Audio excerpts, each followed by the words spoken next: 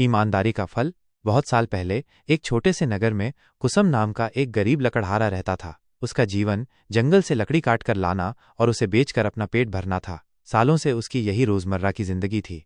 एक दिन जब कुसम जंगल में एक नदी के किनारे खड़े पेड़ की टहनियां काट रहा था, अचानक उसकी कुल्हाड़ी उसके हाथ से फिसल गई और तेजी से नीचे नदी में जा गिरी। कुसम तुरंत पेड़ से उतरा और अपनी प्यारी कुल्हाड़ी को ढूंढने लगा। उसे उम्मीद थी कि वो नदी के पास ही कहीं गिरी होगी और आसानी से मिल जाएगी, लेकिन दुर्भाग्यवश कुल्हाड़ी सीधे गहरी और तेज बहती नदी में जा गिरी थी। कुसम ने लगभग आधे घंटे से भी ज्यादा समय तक अपनी कुल्हाड़ी को नदी के किनारे ढूंढा, लेकिन जब वो नहीं मिली तो उसे लगने लगा कि अब वो उसे कभी वापस नहीं पा सकेगा। ये सोचकर वो बहुत दुखी हो गया। वो जानता था कि उसके पास इतनी भी बचत नहीं है कि वो एक नई कुल्हाड़ी खरीद सके।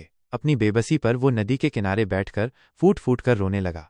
लकड़हारे के रोने की आवाज सुनकर उस नदी के देवता प्रकट हुए। उन्होंने कुसम से पूछा, बेटा तुम इतना क्यों रो रहे हो? क्या तुमने इस नदी में कुछ खो दिया है?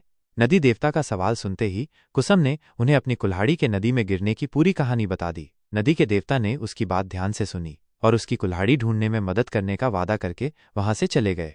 कुछ देर बाद नदी के देवता नदी से बाहर आए। उनके हाथ में एक सुनहरी रंग की कुल्हाड़ी चमक रही थी। नदी देवता को देखकर कुसम के चेहरे पर थोड़ी उम्मीद की किरण दिखाई दी, लेकिन जैसे ही उसने सुनहरी कुल्हाड़ी देखी उसका चेहरा फिर से उतर गया। दुखी मन से उसने कहा, यह सुनहरी कुल्हाड़ी मेरी तो बिल्कुल भी नहीं है। यह सोने की कुल्हाड़ी जरूर किसी अमीर आदमी की होगी। कुसम की ईमानदारी भरी बात सुनकर नदी के देवता फिर से अंतर्धान हो गए।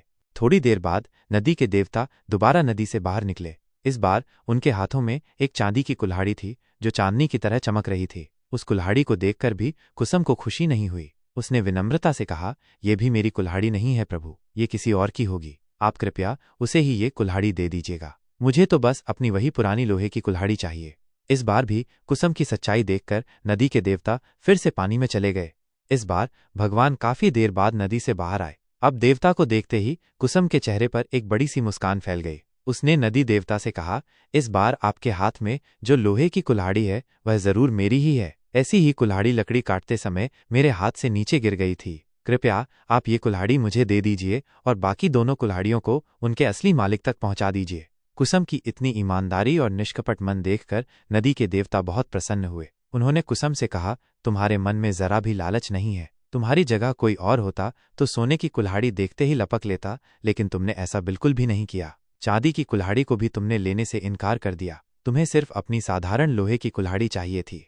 तुम्हारे इस पवित्र और सच्चे मन से मैं बहुत प्रभावित हूँ। मैं तुम्हें उपहार में सोने और चांदी दोनों ही कुल्हाड़ियां देना चाहता हूँ। तुम अपनी लोहे की कुल्हाड़ी के साथ इन्हें भी अपनी ईमानदारी के तोहफे के तौर पर रख लो। कहानी से सीख। इस कहानी से हमें ये सीख मिलती है कि ईमानदारी सबसे बड़ी दौलत है। एक ईमानदार व्यक्ति का हर जगह सम्मान होता है और अंततः उसे अपनी सच्चाई का फल जरूर मिलता है। लालच से दूर रहना और अपने मूल्यों पर टिके रहना ही जीवन में सच्ची सफलता दिलाता है।